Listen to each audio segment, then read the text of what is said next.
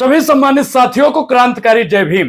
यह कहानी उस व्यक्ति की है जिसने न केवल अपने समाज को एक नई दिशा दी, बल्कि अपने जीवन के संघर्षों से दुनिया को यह सिखाया कि किसी भी व्यक्ति की ताकत उसकी मानसिकता और इरादों में निहित होती है।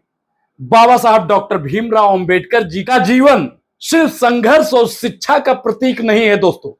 मैं आज आपको बताऊंगा डॉक्टर भीमराव अंबेडकर जी के बारे में, बल्कि यह इस बात का एक जीता जागता उदाहरण है कि कैसे एक व्यक्ति अपने आत्मबल और अडिग इच्छा शक्ति से जातिवाद जैसी गंभीर समस्याओं को चुनौती दे सकता है।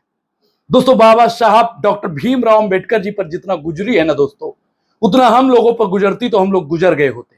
साहब जब डॉक्टर भीमराव अंबेडकर जी पहली बार वकील बनकर लंदन से भारत लौटे तो उनका कोई स्वागत नहीं हुआ था। साहब कचहरी में कदम रखते ही उनको यह एहसास हो गया, साहब जिस समाज में वह काम करने जा रहे हैं वह जातिवाद की दीवार इतनी मजबूत है, इतनी मजबूत है, इतनी मजबूत है कि उन्हें हर कदम पर खुद को साबित करना पड़ता है। जब बाबा साहब ने देखा कि कचहरी में, साहब कचहरी तो बेवे का तन देखती है, खुलेगी कहां से बटन देखती है। कचहरी में उन्हें बैठने के लिए कोई जगह नहीं मिली दोस्तों।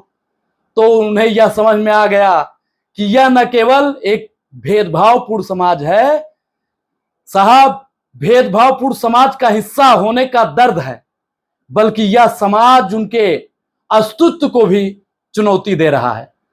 दोस्तों, मैं आपको बताऊं डॉक्टर भीमराव अंबेडकर जी कितने महान थे।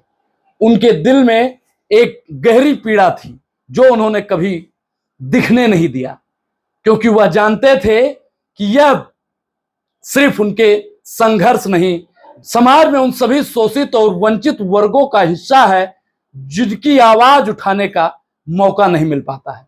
साहब आप जानते होंगे कि आज भी हमारे बहुजन समाज को अपनी आवाज उठाने का साहब मौका नहीं मिलता है। क्या क्या मानसिक प्रताड़नाएं और उनको झेलना पड़ता है। फिर भी बाबा साहब ने इस चुनौती को स्वीकार किया और मुस्कुराते हुए एक कोने में अपना जगह बना ली। उनका चेहरा दुख और चिंता से भरा हुआ था, लेकिन उनकी आंखों में एक सातिर मुस्कान थी, उम्मीद की चमक थी। यह जानते थे कि इस संघर्ष को जीतने के लिए उन्हें अकेला लड़ना पड़ेगा। आज तभी बहुजन समाज दहाड़ पा रहा है। साहब बाबा साहब नहीं होते तो आज एक भी बहुजन समाज बोल नहीं पाता। वह जानते थे कि यह लड़ाई सिर्फ उनके लिए नहीं, बल्कि समाज के हर उस व्यक्ति के लिए होगी जो भेदभाव जैसे आप सम्मान का शिकार हो रहा है। किस प्रकार से बहुजन समाज को आज गुमराह किया जा रहा है, साहब आप सब जानते होंगे, सामाजिक रूप से, आर्थिक रूप से और मानसिक रूप से। यही वह पल था जब बाबा साहब ने यह तय किया कि उनका संघर्ष सिर्फ उनकी जाति या उनकी आर्थिक के लिए नहीं, बल्कि समाज के हर उस व्यक्ति के लिए होगा जो भेदभाव आत्मसम्मान का शिकार बन रहा है। साहब आप जानते होंगे कि आज सदन में भी जितना बहुजन समाज के लोग हैं उनके साथ में क्या हो रहा है। बाबा साहब की मेहनत और ईमानदारी का असर धीरे धीरे देखने को मिला। एक दिन एक सेठ और सेठानी उनके पास पहुंचे। दोस्तों बड़ी इंटरेस्टिंग कहानी है, जिसका इकलौता बेटा साहब हत्या के आरोप में फांसी के सजा का सामना कर रहा था। दोस्तों आपको बता दें, उनके दिलों में वह गहरी टूटन थी जो किसी पिता और माता के दिल में होती है जब उनका बच्चा मौत के मुंह में जा रहा हो। पूरी मुंबई के वकीलों के पास गए, लेकिन उनका केस साहब सब ने लड़ने से मना कर दिया। आखिरी उम्मीद थे बाबा साहब डॉक्टर भीमराव अंबेडकर। उनका दिल टूट चुका था, उनकी आंखें निराश और शोक में थी, और फिर की जान में एकमात्र इच्छा थी उनके बेटे को बचाना। साहब डॉक्टर भीमराव अंबेडकर जी कितने महान थे और उनका अस्तित्व कितना महान था, ये जानना बेहद जरूरी है। जब उन्होंने सुना कि कचहरी में एक बैरिस्टर बैठा है जो महार जाति का है, तो उनके दिल में एक छोटी सी उम्मीद की किरण जल उठी। हालांकि वह जानते थे कि यह एक सपना हो सकता है, लेकिन उस उम्मीद ने, साहब आपको बता दूं कि जब डॉक्टर बाबा साहब भीमराव अंबेडकर जी के पास जाने के लिए मजबूर कर दिया, उस पिता की पीड़ा, उस मां का दर्द दिल को चीर रहा था। दोस्तों बड़ी इंटरेस्टिंग कहानी है, क्योंकि हर दिन उनकी उम्मीद टूट रही थी बाबा साहब के पास जाकर जब उन्होंने अपनी पीड़ा सुनाई तो बाबा साहब पहले खुद को, साहब आपको बता दूं कि बाबा साहब ने पहले खुद को संकोच करते हुए कहा कि वह क्या कर सकते हैं। हम महानता को आप समझिए, वह नहीं जानते थे कि इस दुनिया में ऐसा भी कोई भी व्यक्ति उनकी मदद कर सकता है। साहब, जब किसी के ऊपर कोई आरोप लगता है और बड़े बड़े केस लगते हैं तो उनका दिल टूट जाता है। जब कोई वकील उनका केस लड़ने से इनकार कर देता है तो उनके ऊपर क्या गुजरती है। लेकिन उस पिता के शब्दों में इतनी पीड़ा भरी थी कि वह बाबा साहब के दिल को छू गई। और बाबा साहब डॉक्टर भीमराव अंबेडकर, अगर आप मेरे बेटे को बचा नहीं सकते तो मुझे यकीन है कि कोई नहीं बचा सकता। साहब, जो उसके पिता ने बात कही कि आप नहीं बचा सकते तो कोई भी इस दुनिया में नहीं बचा सकता, यह शब्द दर्द से भरा था। कोई भी माता पिता बच्चों की जान जानते हुए महसूस नहीं कर सकते। यह दर्द उनकी आंखों में साफ दिखाई दे रहा था, जो सिर्फ एक माँ और पिता ही महसूस कर सकता है। वह बेचैन थे और बाबा साहब उनकी आंखों में अपनी उम्मीद की एक किरण देख रहे थे। साहब, सोचिए कि बाबा साहब कितनी कठिनाइयों के साथ में मुकदमा लड़ने जा रहे हैं और क्या कुछ उनके सामने होगा।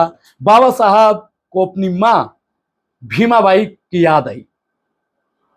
उन्होंने हमेशा यही सिखाया था जो एक माँ अपने बेटे को सिखाती है कि जब किसी निर्दोष की जान बचाने की बात आए तो अगर झूठ भी बोलना पड़े तो संकोच नहीं करना चाहिए। शास्त्र भी कहता है कि किसी की जान बचाने के लिए अगर आपको झूठ बोलना पड़े तो आपको पीछे नहीं हटना चाहिए। उस पर बाबा साहब अपने दिल में उस पिता की पीड़ा को महसूस कर रहे थे और तय किया कि वह उनके बेटे की जान को जरूर बचाएंगे। साहब, इस तरह बाबा साहब डॉक्टर भीमराव अंबेडकर ने उनका मुकदमा लड़ा और बाबा साहब ने उस फाइल को ध्यान से देखा और सेठ से कहा, जाओ मैं तुम्हारे बेटे का केस लड़ूंगा, जाओ मैं तुम्हारे बेटे का केस लड़ूंगा। जैसे ही सेठ ने बाबा साहब के इन शब्दों को सुना, उनके दिल में साहब एक नई उम्मीद और नई रोशनी जल उठी।